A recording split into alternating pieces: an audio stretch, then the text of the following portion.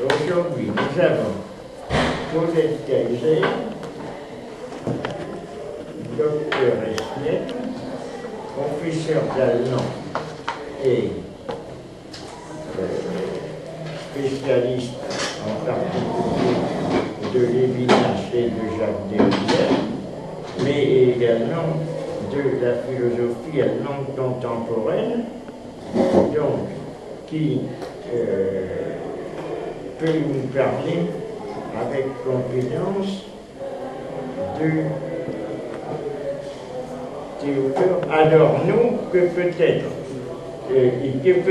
faut-il présenter lui-même en 2 ou 3 mots, parce que, en dépit du fait que l'on s'imagine que Théodore Adorno est connu, il était connu pour les gens qu'il était en université en 1970, mais étant donné les modifications profondes qui ont eu lieu, peut-être n'est-il pas connu pour des gens qui ont commencé la philosophie avec Deleuze ou avec Derrida. Donc, bien que c'est Deleuze, non, on n'a pas parlé de Adorno ou très peu, Derrida, si je connaissais mieux, en particulier Lyotard. Je trouve que c'est bien. C'est un vrai chocolat. Voilà un canard. Ah ben c'est bien, mais ça c'est tout à fait ce qu'il faut pour l'animal. C'est un animal que l'on va garder là pour le moment, de façon à l'avoir devant les yeux. Un animal vivant, d'autant plus que là-dessus, c'est ça, on a un lièvre, un canard. On pourrait faire donc à ce moment-là le lapin-canard, selon une image connue et réversible, qui fait que si l'on fait une image de cette forme avec un lapin-canard, c'est ça.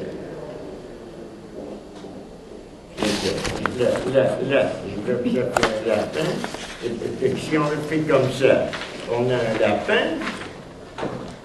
Là, tu vois, attends.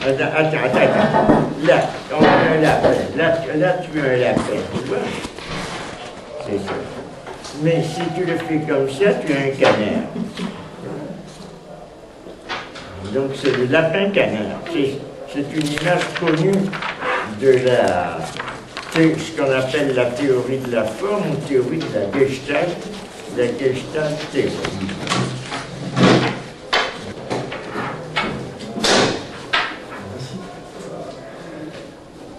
À moitié, mais une porte peut-être ouverte ou fermée, c'est bien. Voilà. Bonjour René Chérin, merci de m'avoir invité.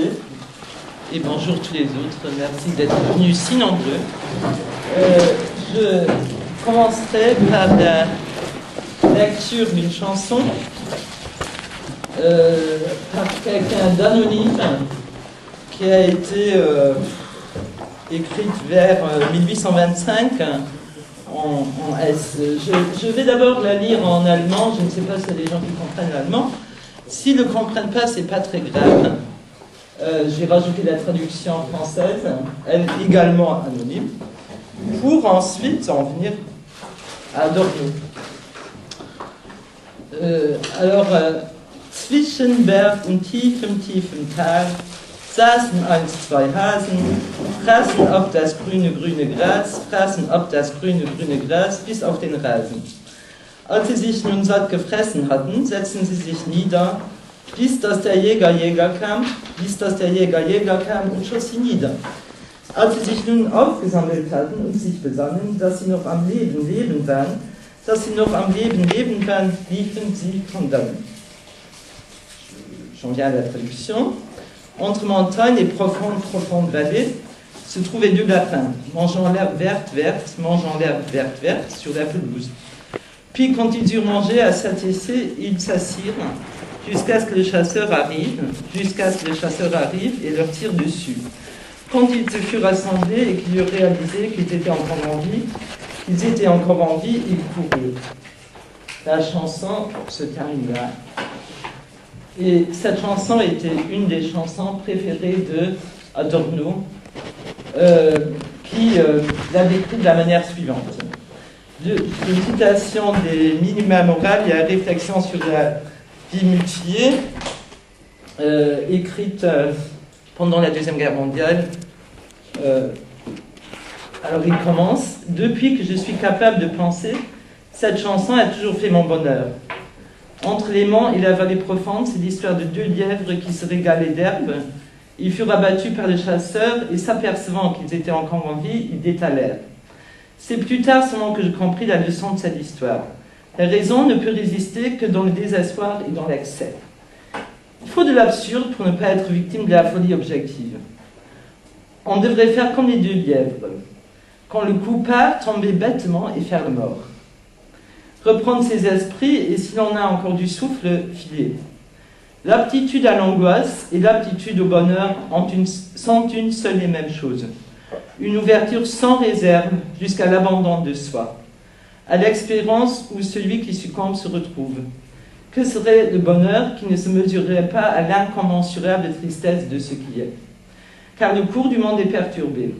Celui qui s'y adapte prudemment participe du même coup à la folie, alors que l'excentré saurait seul résister et mettre fin à toute cette absurdité. Lui seul pourrait méditer sur l'apparence du malheur, sur le caractère irréel du désespoir et constater non seulement qu'il vit encore, mais qu'il y a encore de la vie. La ruse des lièvres impuissants rachète les chasseurs, et en même temps qu'eux-mêmes et lui escamotent ainsi sa faute. Il sera donc question de la vie animale dans la pensée d'Adorno.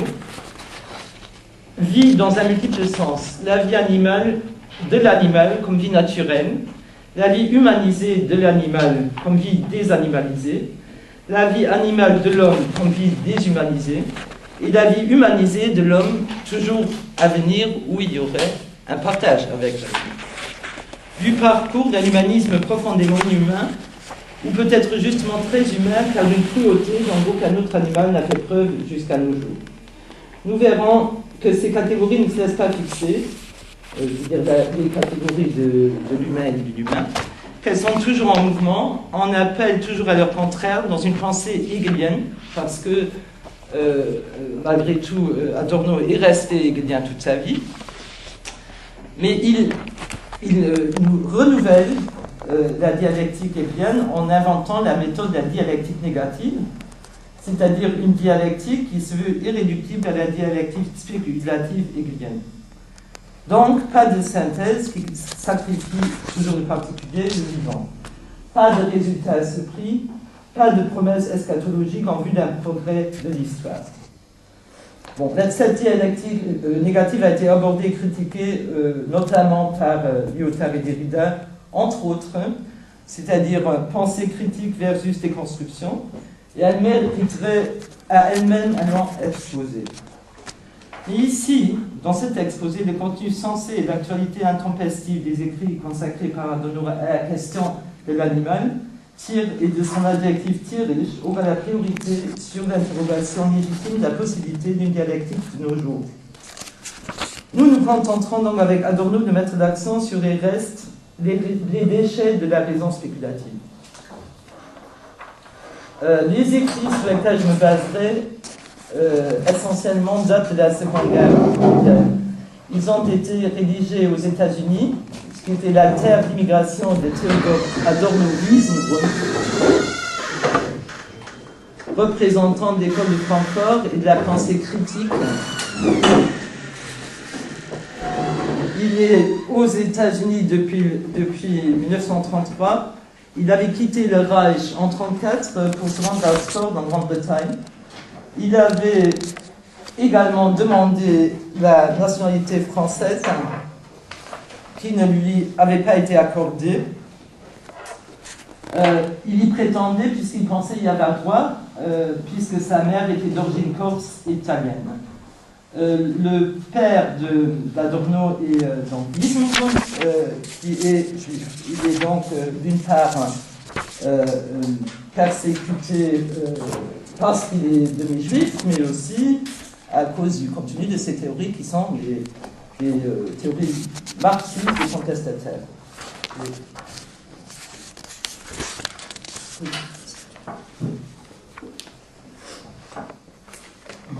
Ah oui, Wiesengrund, c'est le nom de sa mère alors. Non, Wiesengrund, c'est le nom de son père. Son père. Il a choisi délibérément le nom de sa mère.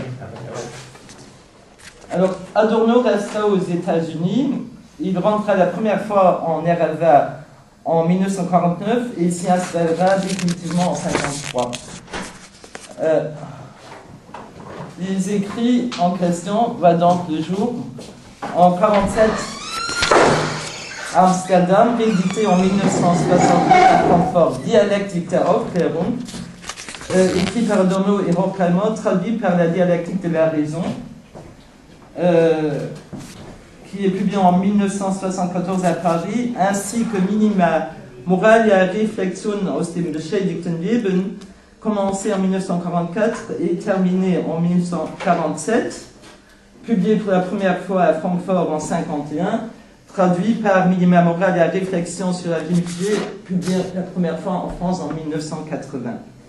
Bon, on voit bien que les deux œuvres se situent entièrement dans une pensée d'Auschwitz et d'après Auschwitz, dans une pensée qui voit le jour pendant la Deuxième Guerre mondiale. Il ne faudra pas perdre cela de vue. Ça a été souvent perdu de vue quand on a parlé du côté triste, macabre ou obscur. Il faut se rendre à l'évidence que les deux auteurs sont des émigrés aux États-Unis et qu'ils ont la clairvoyance d'analyser ce qui s'est passé après coup sous le grand choc de tout le monde. Il faudra voir jusqu'à quel point, quel degré, ce qu'ils écrivent notamment sur l'animal est encore valable aujourd'hui, ce qu'il en est d'un capitalisme de nos jours ou d'une société capitalistique qui récupère tout, jusqu'à quel point il reste des restes, et ce qui nous amène à pouvoir penser autre chose que ce qu'on nous donne à penser.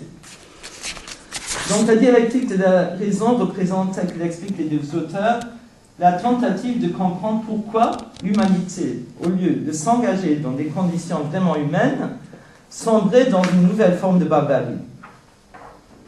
Je vais faire la citation. Adorno, on le sait, s'efforcera tout au long de sa vie d'assumer le difficile positionnement d'une pensée après Auschwitz qui ne congédie pas la raison. Citation ouverte. L'aporie à laquelle nous nous trouvâmes confrontés durant notre travail s'est révélée être ainsi le premier objet que nous devions examiner. L'autodestruction de la raison. La mystérieuse disposition qu'ont les mœurs à se laisser fasciner par n'importe quel despotisme, leur affinité autodestructrice avec la paranoïa raciste, toute cette absurdité incompréhensible révèle la faiblesse de l'intelligence théorique actuelle, donc pendant les années 40. La recherche, fin de citation. La recherche d'une vie humaine est également au centre de Minima Moralia et elle va de pair avec la quête d'une vie digne d'être vécue. Adorno constate que la vie contemporaine est une vie aliénée qui se réduit à la consommation du bien, qui aliène le consommateur au point de devenir lui-même un objet. La vie individuelle est mutée par les normes de comportement qu'impose un mode de socialisation pathogène. Je cite, « La fin et les moyens sont pris l'un pour l'autre. Ce n'est qu'en conflit avec l'univers de la production, et tant qu'ils ne sont pas totalement pris dans l'ordre, les hommes pourront instaurer un ordre plus digne de l'homme. » Fin de citation. La tâche de la philosophie serait alors de donner la parole à la souffrance, et ce n'est qu'à cette condition que la vérité pourrait voir le jour. C'est en quelque sorte le prix de la vérité. Il s'agit avant tout de réflexion de la vie mutilée, puisque la vraie vie, comme vie libre et épanouie, est absente. Mais nous savons quelque chose de cette vraie vie, ainsi que du bonheur, sinon nous ne pourrions pas être à sa recherche. Le système n'est donc pas clos, l'espoir n'est pas perdu, puisqu'il y a des failles. À vrai dire, Adorno n'a jamais cédé sur la recherche du bonheur dans les situations les plus atroces. Dans une interview ensemble avec Ernst Bloch, qui est un des théoriciens de l'utopie allemand, Adorno aborde l'utopie comme transformation globale et indispensable. Le problème serait que les hommes ne peuvent plus représenter le tout comme quelque chose de transformable. Dans leur fort intérieur, les hommes sauraient bien qu'une autre vie serait possible, qu'ils pourraient vivre sans faim et sans angoisse et en liberté. Et en même temps, les structures sociales se seraient endurcies à tel point que ce qui a été considéré comme possibilité d'une réalisation de soi se présente comme radicalement impossible. S'il leur arrive de dire que ce ne sont que des utopies, que ce n'est possible qu'au pays des merveilles, c'est dû au fait que les hommes confrontés à la contradiction entre la réalisation concrète et l'impossibilité de la réalisation ne peuvent réagir que d'une seule manière, par l'identification à l'impossibilité, à ce qui les attaque en se disant que ce qui justement devrait être ne devrait pas être. Adorno appelle ceci ensorcellement d'un monde traversé par la culturindustrie. Cette notion d'industrie culturelle forgée par Adorno et Horkheimer décrit une nouvelle donne qui va au-delà de la notion de culture de masse. La production culturelle industrielle comme destruction de tout véritable jugement de goût. L'industrie culturelle crée à la fois le besoin et le produit à consommer. Elle produit des hommes qui se conforment à une société dominatrice dont l'individu ne peut s'échapper que par la ruse du glaive, toujours déjà deux, qui sait à la différence de l'homme que la vie n'a pas de prix. L'animal humanisé et l'homme déshumanisé, la deuxième partie de mon exposé. Je cite, « Le tigre qui, dans son désarroi, arpente inlassablement sa cage, contrairement à celui qui s'ébat derrière les fossés infranchissables, est comme le reflet négatif de l'humanité. » Fin de citation. Selon Adorno, l'assujettissement de l'homme va de pair avec l'assujettissement de l'animal. L'animal libre ressemble moins à l'homme que l'animal emprisonné. Comme si l'humanité de l'homme se réduisait à son aliénation et ce qu'il partage avec l'animal à sa condition de prisonnier souffrant.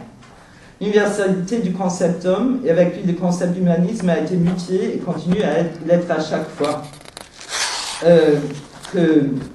fois qu'il est question d'assujettissement de l'animal. J'ouvre la citation. Peut-être la schématisation sociale de la perception est-elle ainsi faite chez les antisémites qui ne voient plus du tout les juifs comme des hommes. L'assertion courante selon laquelle les sauvages, les noirs, les japonais ressemblent à des animaux, par exemple à des singes, est la clé même des pogroms. Leur éventualité est chose décidée au moment où le regard d'un animal blessé à mort rencontre un homme. L'obstination avec laquelle celui-ci repousse ce regard, ce n'est qu'un animal, réapparaît irrésistiblement dans les cruautés commises sur des hommes dont les auteurs doivent constamment se confirmer que ce n'est qu'un animal, car même devant un animal, ils ne pouvaient le croire entièrement. Fin de citation. Ce qui préoccupe ici Adorno, c'est-à-dire le regard de l'animal sur l'homme, est rare dans l'histoire de la philosophie, qui envisage l'animal, si elle le fait, comme ce qui est regardé, comme son objet, et non pas comme celui qui regarde. On en avait parlé l'année passée, quand on parlait de Derrida, dans son grand texte animal que donc je suis, qui se met effectivement d'une certaine manière dans le prolongement d'Adorno. Cet intérêt, qu'en est-il du regard de l'animal, qu'en est-il d'un animal qui ne serait pas objet, est actualisé par Derrida. Le malaise qui fait repousser le regard de l'animal est dû à un soupçon. La capacité de la souffrance partagée entre l'homme et l'animal les rend plus proches que présumés. L'homme, comme animal raisonnable, se donne le droit de faire subir sa raison à l'animal, mais aussi à l'autre homme, dont le fantasme de l'agresseur plus proche de l'animal que de lui-même. Dire à quelqu'un qu'il ressemble à un animal constitue un reproche, puisqu'un digne moindre, plus l'homme est méritant, plus il est performant, plus il serait éloigné de l'animal. Je cite, « Dans la société répressive, la notion d'homme est elle-même une parodie de la ressemblance de celui-ci avec Dieu. Le propre du mécanisme de la projection pratique est de déterminer les hommes détenant la puissance à ne percevoir l'humain que dans le reflet de leur propre image, au lieu de refléter eux-mêmes l'humain comme une différence. C'est alors que le meurtre apparaît comme une tentative constamment répétée dans une folie croissante pour déguiser en raison la folie d'une perception aussi erronée. Celui qu'on n'a pas perçu comme un être humain et qui pourtant est un homme est transformé en chose, afin qu'aucun de ces mouvements ne mette en cause le regard du maniaque. » Fin de citation. Les nazis traitant les juifs comme des animaux ouvrent un inhumain dont aucun animal n'est capable. À la fois très différent par son approche, Adorno semble ici revendiquer un humanisme de l'homme différent, un peu comme le fait Lévinas lorsqu'il évoque l'humanisme comme l'humanisme de l'autre homme. Dans sa philosophie de la musique, Adorno va plus loin que Lévinas, peut-être plus loin qu'aucun philosophe, puisqu'il constate une analogie de l'animal et du juif. Pour un système idéaliste, les bêtes jouent virtuellement le même rôle que les juifs pour le fascisme, qui commencerait à chaque fois qu'on insulte un animal ou l'animal dans un homme. Je cite. La dignité éthique chez Kant est d'une destination différente. Elle est dirigée contre les bêtes. Elle exclut tendanciellement l'homme de la création et de ce fait menace incessamment son humanité de se retourner en inhumanité. À la compassion, elle ne laisse aucune place. Rien n'est plus détesté des Kantiens que le souvenir de la ressemblance animale de l'homme. Cette tabouisation est à chaque fois en jeu lorsque l'idéalisme insulte le matérialisme. Les bêtes jouent virtuellement pour le système idéaliste le même rôle que les juifs pour le fascisme. Insulter l'homme de bête, là, est l'authentique idéalisme. Nier absolument et à tout prix la possibilité de sauver les bêtes est la limite intangible de leur métaphysique. Ça, c'est dans la philosophie de la musique. Fin de citation. Dans le souci de donner la parole à ceux qui ne peuvent dire leur souffrance, et cela peut nous amener à croire que les différents de Lyotard n'auraient pas pu voir le jour sans une lecture préalable d'Adorno, le chapitre « L'homme et l'animal » à la fin de la dialectique de la raison est consacré à la question de l'homme, de l'animal et de la femme, comme si évoquer l'un sans l'autre était impossible. Adorno et Horkheimer écrivent: dans l'histoire européenne, l'idée de l'homme s'exprime dans la manière dont on le distingue de l'animal. Le manque de raison de l'animal sert à démontrer la dignité de l'homme. Cette opposition a été prêchée avec tant de constance et d'unanimité par tous les prédécesseurs de la pensée bourgeoise, les anciens juifs et les pères de l'Église, puis au Moyen-Âge et dans les temps modernes, qu'elle fait partie du fond inaliénable de l'anthropologie occidentale comme peu d'autres idées. Même de nos jours, elle est encore reconnue. Fin de citation. La définition de l'homme même est une définition négative dans la mesure où il lui faut se démarquer par les autres vivants, par des propriétés qui leur manqueraient. Il faut se démarquer des autres vivants, par des propriétés qui leur manqueraient.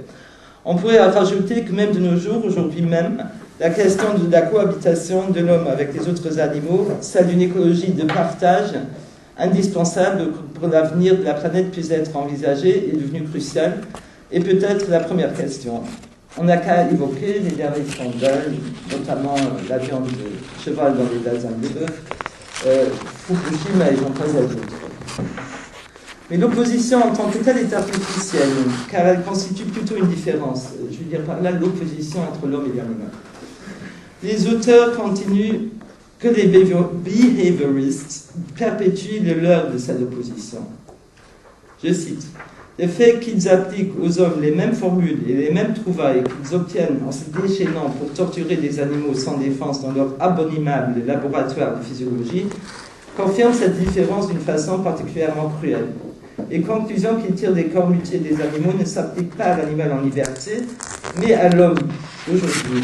Cet homme trouve en faisant violence à l'animal qu'il est seul dans toute la création à fonctionner volontairement de façon aussi mécanique, aussi aveugle et automatique, exactement comme les membres en convulsion des victimes que les spécialistes utilisent à ses propres fins.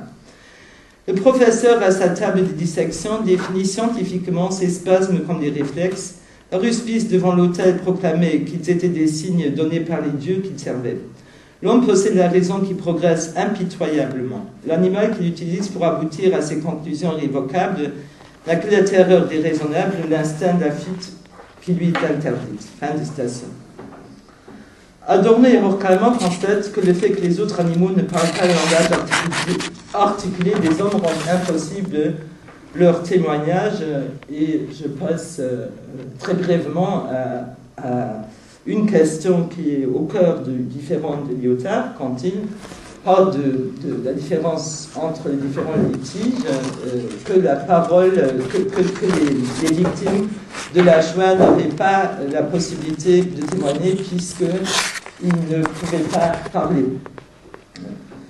Je cite, « L'absence de raison n'a pas de mots pour s'exprimer. Seul celui qui la possède est éloquent et l'histoire manifeste est pleine de cette éloquence. » Je cite bien évidemment là Adorno et pas Newton.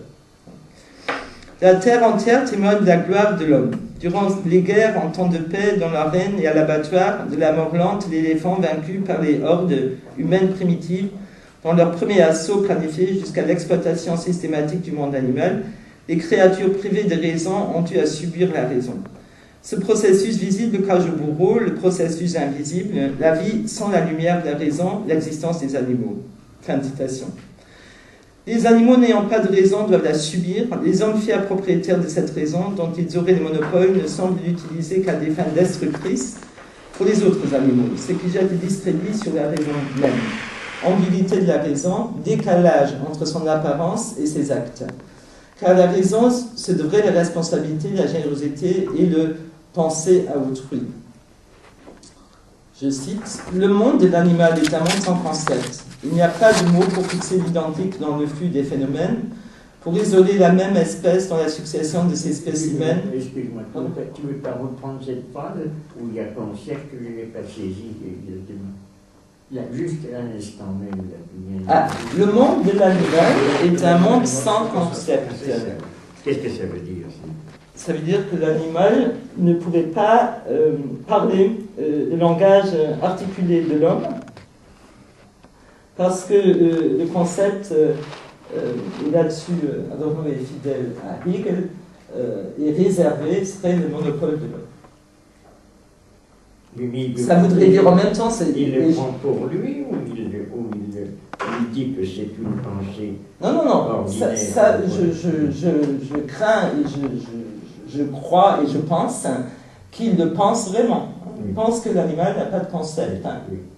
Alors, jusqu'à où, et c'est des questions que je me pose, jusqu'à où ça va? Est-ce que ça va jusqu'à dire que tout langage est forcément langage articulé?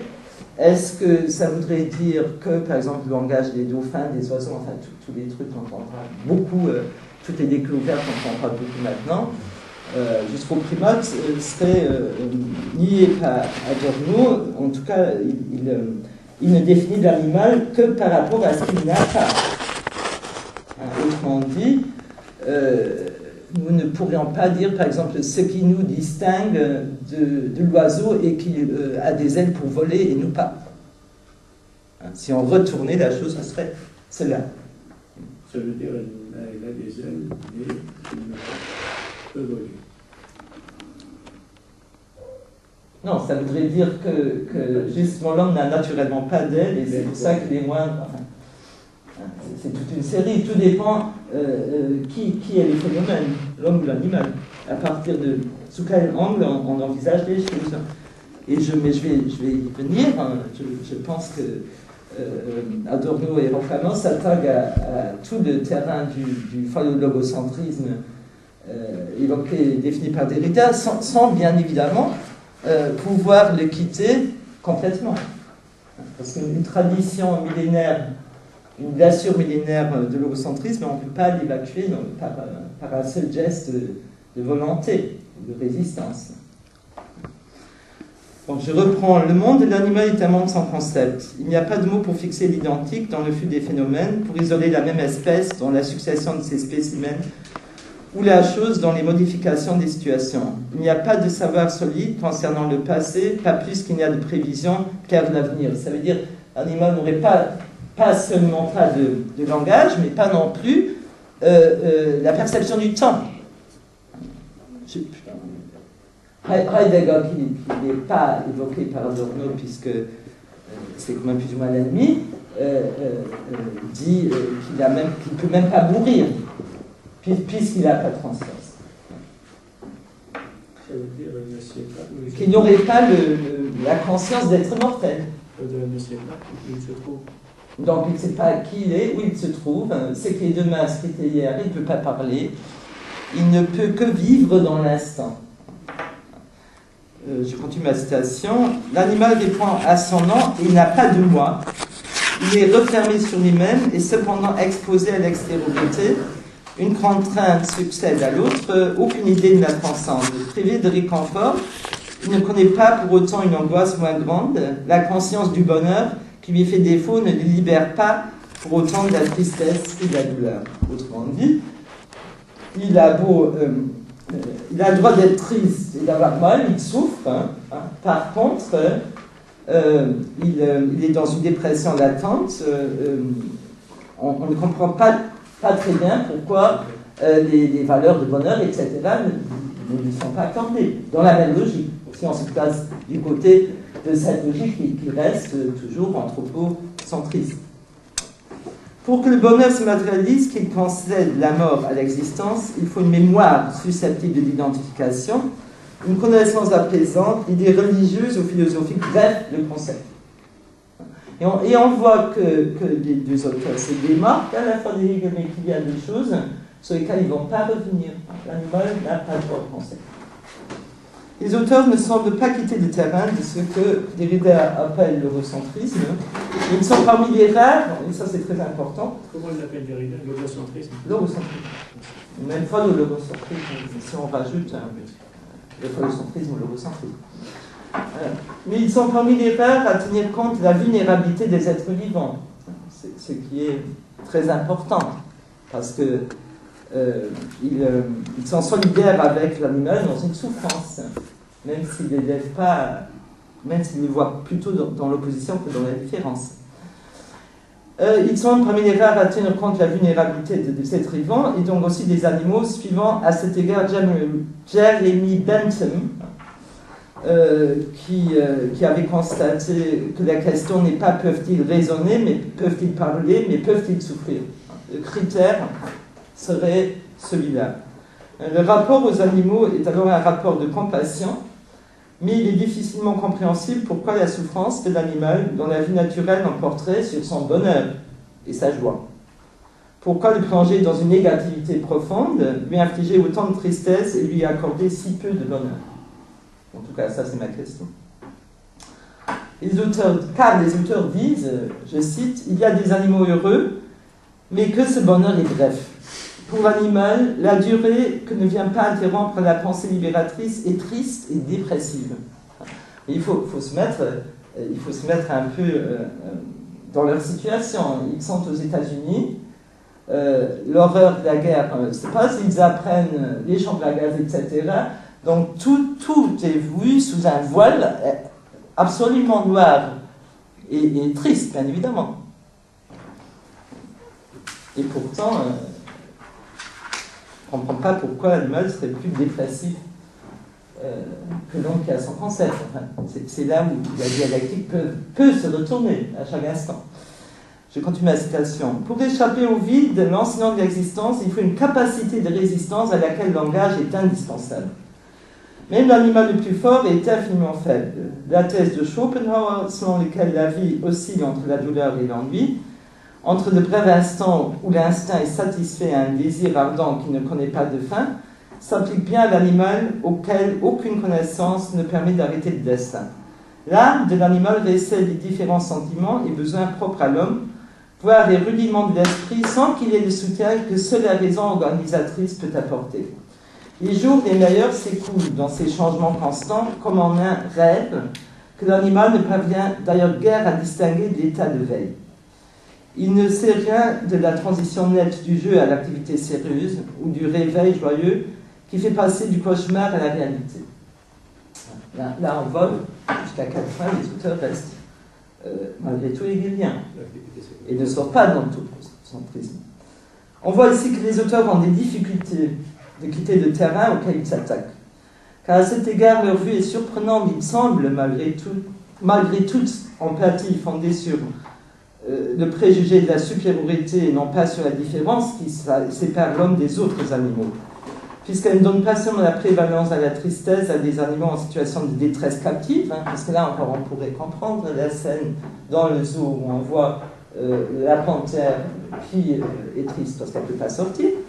Mais on généralise la dépression de l'animal à sa vie tout court, qu'elle soit domestiquée ou qu'elle soit sauvage. En tout cas, on a l'impression quand on lit ces passages-là.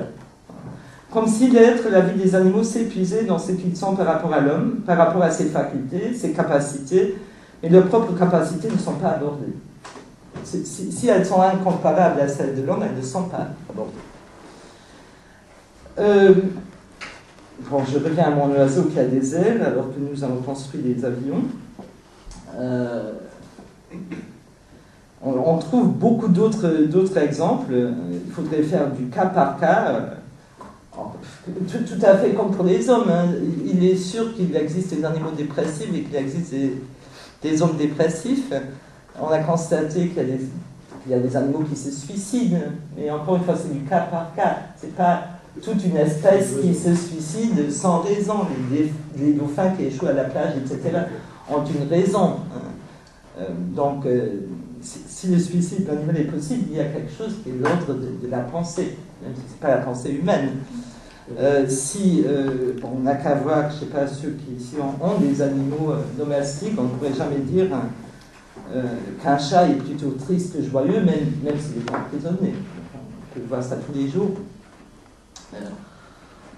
Pour ne parler que de ces animaux-là, mais bon. Je renvoie à cette exposition sur les animaux au Palais de la Découverte, je pense que ça s'appelle comme ça, qui parle d'animal et considéré comme une menace, voire comme une punition. Je cite: la transformation de l'homme en animal est un thème récurrent des légendes des nations. Être condamné à habiter le corps d'un animal équivaut à une damnation. Pour les enfants et les populations, la représentation du cas de métamorphose est immédiatement compréhensible. Dans les plus anciennes civilisations, la croyance dans la métempsychose considère la réincarnation dans une forme animale comme la pire des punitions. La muette sauvagerie dans le regard d'un animal reflète la même horreur que celle ressentie par les hommes à l'idée d'une telle métamorphose. Chaque animal fait penser à un désastre effroyable qui aurait eu lieu dans des temps immémoriaux. La légende exprime le pressentiment des hommes. Et si le prince Vicomte avait gardé sa raison de sorte qu'il pût exprimer sa douleur et être libéré ainsi par la fée, l'absence de raison condamne éternellement l'animal à habiter la forme qui est la sienne, à moins que l'homme qui faisait un avec lui dans le passé trouve la formule de la délivrance, fléchissant à la fin des temps le cœur de pierre de l'éternité. Il n'est donc pas fortuit. Là, il y a le prince qui est dans un crapaud et la princesse qui vient. Non, c'est pas une princesse. Enfin, c'est une femme qui vient le sauver. Hein. Le crapaud est sauvé, je pense, quand même, par la princesse. Par le baiser de la princesse. Je ne sais pas si vous vous souvenez de. Enfin, je pense que c'était ça. Je pense qu'il n'est pas fortuit que, justement, à ce moment précis, où les auteurs parlent donc de la transformation de l'homme en animal, il y a la femme qui intervient. Le chapitre s'appelle « L'homme et l'animal ». Et puis, soudainement, la femme intervient comme intermédiaire, comme lieu de passage entre les deux. C'est dans quel livre? Pardon? C'est dans quel livre? Ah, c'est la critique, la dialectique de la raison. C'est un des derniers chapitres qui s'appelle L'homme et l'animal.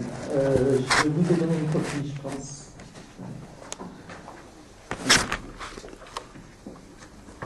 Parce que la femme intervient comme celle à laquelle revient le souci de l'animal. Elle fait donc pont entre homme et animal. D'une certaine manière, on pourrait même dire qu'elle fait pont entre nature et culture. Hein. Si on pouvait encore parler d'une différence, d'une contradiction nette entre nature et culture. Hein. C'est ce que les auteurs ne font pas. Donc j'ai appelé cette partie le Pékinois et la mégère. Bon, je cite. Mais des êtres rationnels considèrent la sollicitude pour l'animal privé de raison comme une vaine occupation. La civilisation occidentale a laissé ce soin aux femmes. Celles-ci ne prennent pas une part personnelle à l'activité efficace sur laquelle est basée cette civilisation. Hein. On parle bien des années 40, on ne parle pas de maintenant. L'homme doit sortir dans le monde hostile, c'est à lui d'agir et de lutter. La femme n'est pas un sujet. Elle ne produit rien, mais se contente de s'occuper de ceux qui produisent, monuments vivants de temps révolus depuis longtemps, où l'économie domestique était une économie fermée. La division du travail obtenue et imposée par l'homme ne lui fut guère favorable. Elle devint le symbole de la fonction biologique de la nature, dont l'oppression est le titre de gloire de cette civilisation. Pendant des millénaires, les hommes ont rêvé de dominer la nature, de transformer le cosmos en un immense territoire de chasse.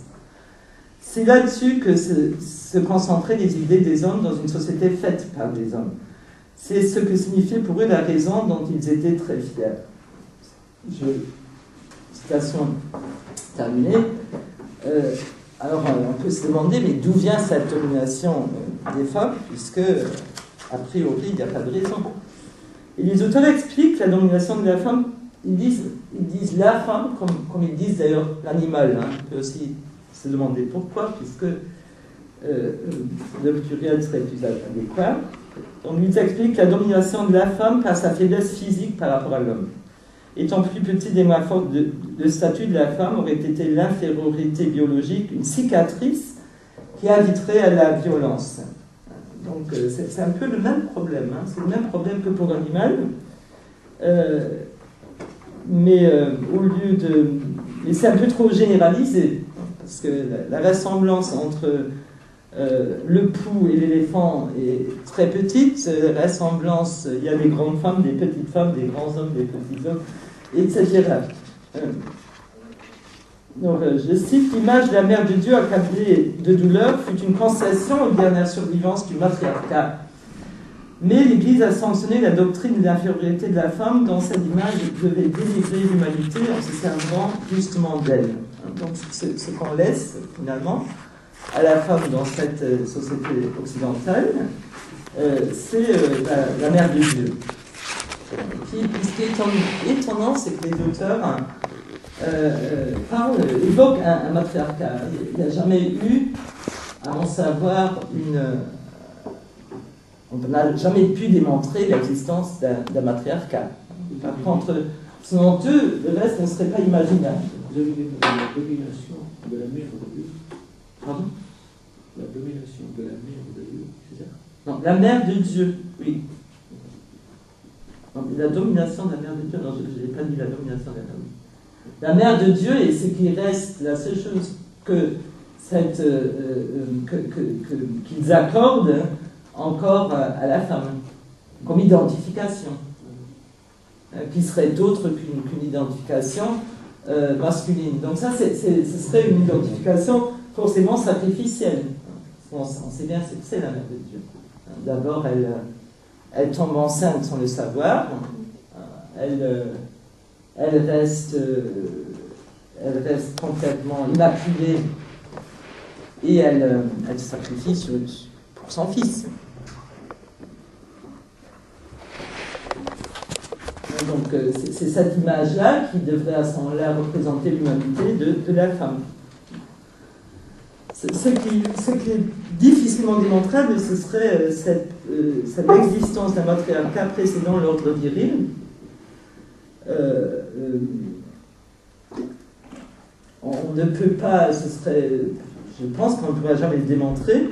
Quoi qu'il en soit, la femme dans l'idéologie du patriarcat serait plus près de la nature. Ça, c'est important. Elle serait plus près de la nature, alors qu'il n'y a aucune raison pour laquelle, finalement, elle serait plus près de la nature, à part l'idéologie. Je cite, « La bourgeoisie a tiré profit de la vertu et de la moralité de la femme, produite par les mécanismes de défense laissés par la rébellion matriarcale. La femme elle-même obtint, au nom de toute cette nature exploitée, son admission dans le monde de la domination, et une admission qui n'est qu'une demi-mesure. Spontanément assujettie, elle présente à son vainqueur le reflet de son triomphe. Sa défaite se travestit en soumission, son désespoir fait d'elle une belle âme, un cœur outragé devient saint aimant. Au prix d'une totale séparation de la pratique, au prix du retour dans le cercle magique, la nature reçoit l'hommage que lui apporte le Seigneur de la création.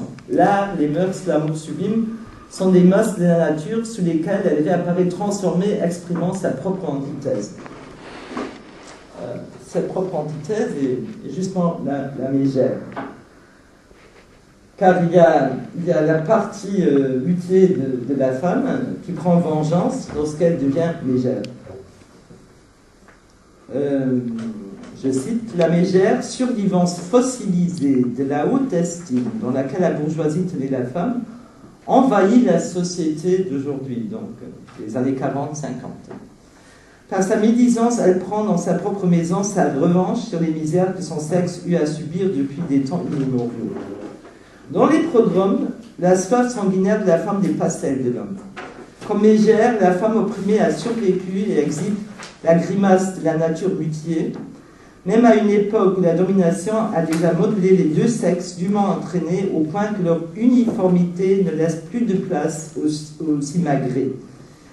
Devant cet arrière-plan, où est-ce, ça c'est page 272-273. 272-273.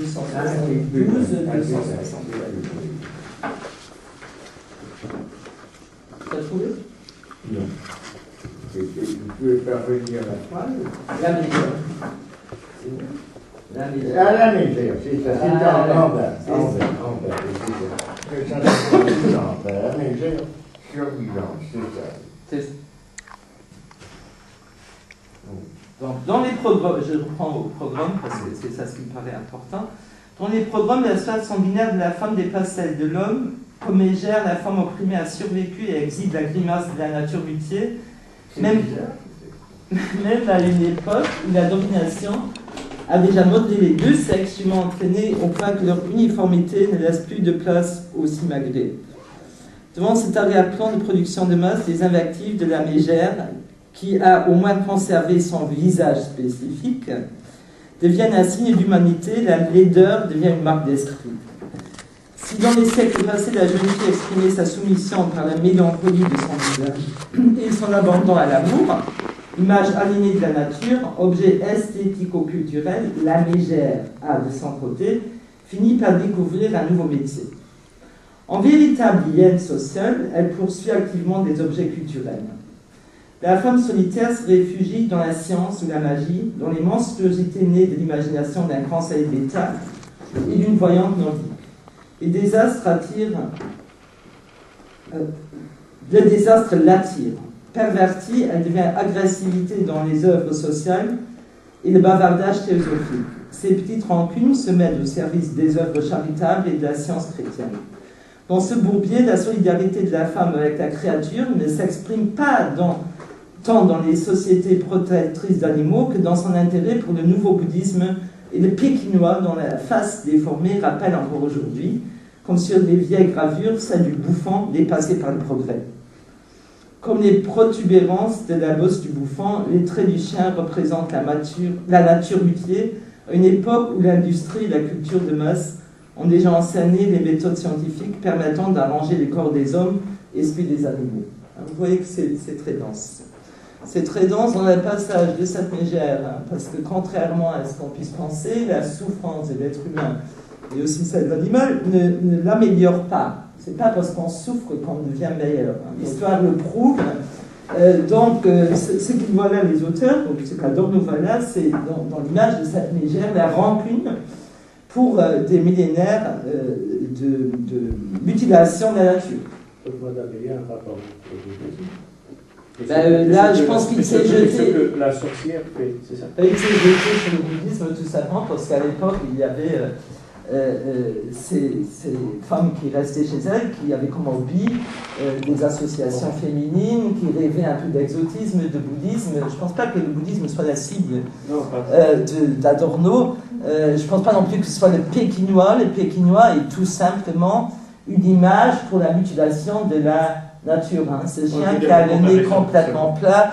On pourrait en rajouter en parlant du chat persan, qui est complètement déformé jusqu'à des défaillances organiques pour être à la mode.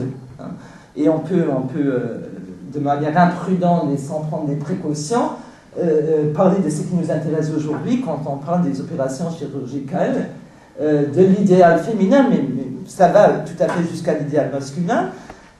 Quand on voit que les corps normés des femmes aujourd'hui, en Occident en tout cas, sont des corps d'enfants avec des seins de poupées Barbie qui n'ont aucune ride.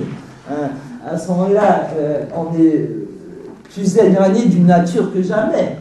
Parce que cette poupée Barbie qui n'a aucune ride n'a à moins à voir avec une femme qu'une femelle chimpansée.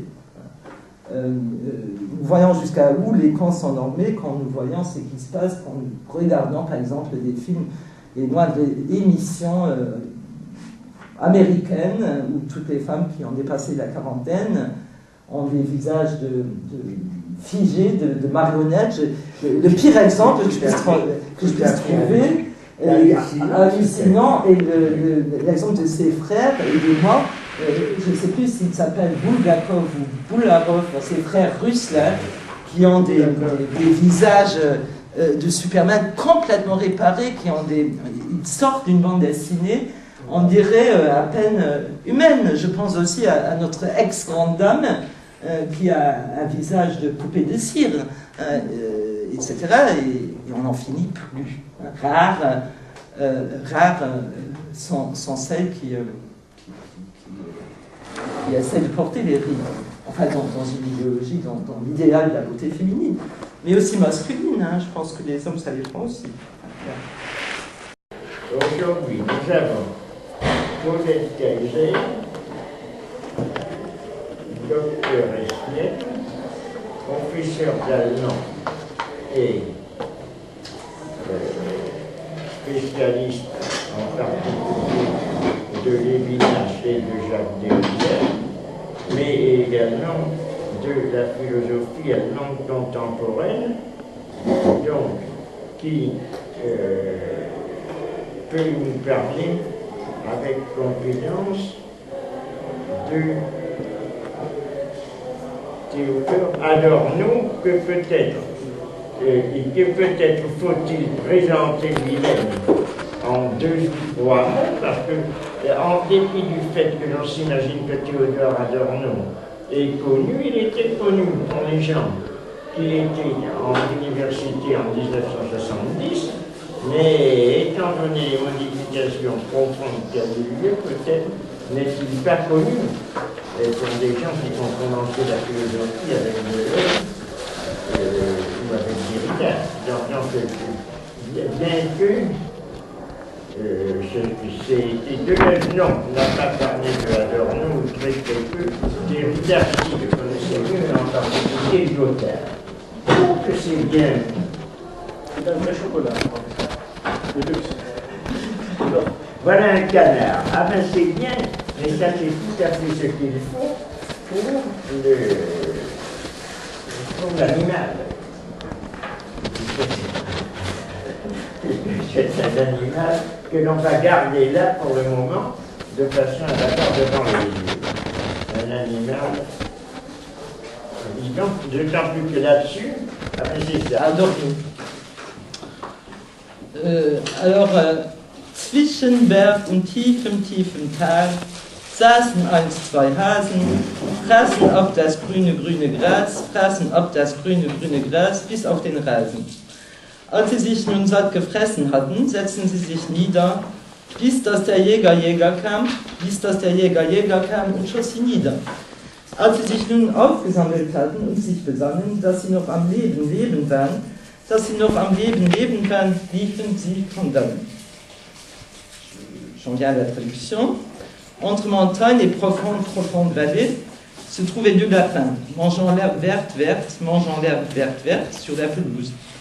Puis, quand ils eurent mangé à satiété, ils s'assirent jusqu'à ce que le chasseur arrive et leur tire dessus. Quand ils se furent rassemblés et qu'ils eurent réalisé qu'ils étaient encore en vie, ils coururent. La chanson se termine là. Et cette chanson était une des chansons préférées de Adorno, qui l'a décrit de la manière suivante.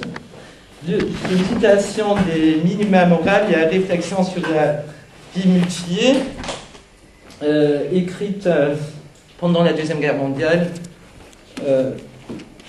Alors il commence: depuis que je suis capable de penser, cette chanson a toujours fait mon bonheur. Entre les monts et la vallée profonde, c'est l'histoire de 2 lièvres qui se régalaient d'herbe. Ils furent abattus par les chasseurs et, s'apercevant qu'ils étaient encore en vie, ils détalèrent. C'est plus tard seulement que je compris la leçon de cette histoire. La raison ne peut résister que dans le désespoir et dans l'excès. Il faut de l'absurde pour ne pas être victime de la folie objective. On devrait faire comme les deux lièvres. On a un lièvre, un canard. On pourrait faire donc à ce moment-là le lapin-canard, selon une image connue et réversible, qui fait que si l'on fait une image de cette forme avec un lapin-canard, c'est ça. Là, je veux que ça fait un lapin. Et si on le fait comme ça, on a un lapin. Là, tu vois, attends. Là, on a un lapin. Là, tu as un lapin, tu vois. C'est ça. Mais si tu le fais comme ça, tu as un canard. Donc c'est le lapin-canard. C'est une image connue de ce qu'on appelle la théorie de la forme ou théorie de la Gestalt théorie.